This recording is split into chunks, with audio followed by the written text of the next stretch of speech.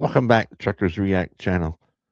Back with another video. Here in the past few days, major snowstorm, ice storm came through the South, Midwest, all over the place. And you know how it is, it causes major road closures.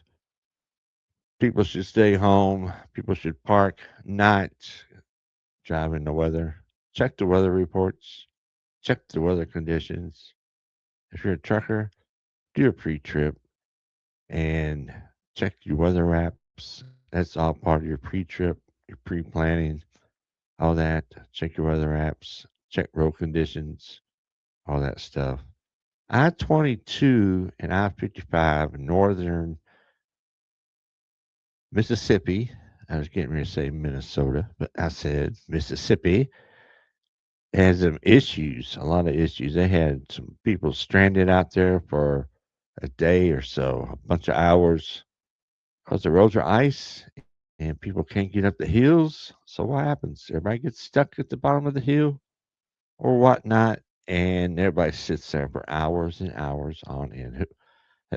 I don't know if I've ever been in a situation where I've had the road closed because of ice or snow. I usually try to stay out of it. Sometimes I got trapped, couldn't get off the road fast enough, and I had to deal with it. But I never got sat on the highway for days. Never spent a night on the interstate like that.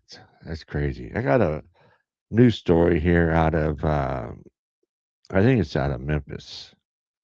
That's North Mississippi, or whatever, or their area. So we're going to check it out, see what's going on there, see if this has been eased up. Is it over now? I think it's about over now. I think all the traffic is cleared out, but let's check it out and see. Hit full screen and hit the play button, and let's go. Did MDOT do enough to prepare roads in Mississippi ahead of the winter storm? Yeah, that is the big question tonight after so many hundreds of truckers Big and drivers question. have been in a Big standstill question. traffic for hours. Our Team 3 coverage continues tonight with our Raven Copeland, who joins us now live at Olive Branch. And Raven, tell us what you're seeing out there tonight. Olive Well, Branch. Greg and Stephanie, I Been can there tell you when we were getting lots of close time. by I-22, we saw dozens of truckers that were stuck on that interstate in standstill traffic. And even when the traffic moved, there were still dozens of cars on the interstate. Not to mention the driving conditions remain dangerous. A Wisconsin couple tells me about their experience when they were stranded on the interstate for hours. Stuck on I-22 for hours, a Wisconsin man and his wife are recalling what they went through on Tuesday while traveling to West Memphis, Arkansas for a scheduled trip. As we got further through there, traffic came to a stop, West Memphis. and we just didn't move for hours. In fact, it took us till, time was it, 1 o'clock or so before we were able to get off the road there. Barry Uphoff says he and his wife arrived at the interstate just before 3 p.m. on Tuesday and stayed there until 1 a.m. Wednesday morning. I tried calling the Mississippi Highway Patrol, and all it would do, there'd be a busy signal, and it would hang up after 4 rings. I must have made a half a dozen attempts at that. And we were always waiting for someone to come by and check on us and see if we're okay, but nobody came by, and no one checked on us. We're hearing similar stories about conditions on I-55 where traffic has been stalled for hours. When WREG brought those concerns to MDOT, they told us that Mississippi Highway Patrol and the Mississippi National Guard helped assist stranded drivers. MDOT says the conditions on both interstates worsened overnight, and the number of travelers compounded the situation. Uphoff says drivers should have been told about specific areas to avoid to prevent standstill traffic. He also tells your news leader about the preparations he believes MDOT should have taken before the winter storm. Sand could go a long way for adding traction, and many of these trucks that were stranded, all it would have taken is a little bit of sand on the road, and we would have mitigated the ice. MDOT says it effectively treated the roads and interstates with 200,000 gallons of Should salt have, could brine, have. as well as thousands of hours of manpower to treat lanes.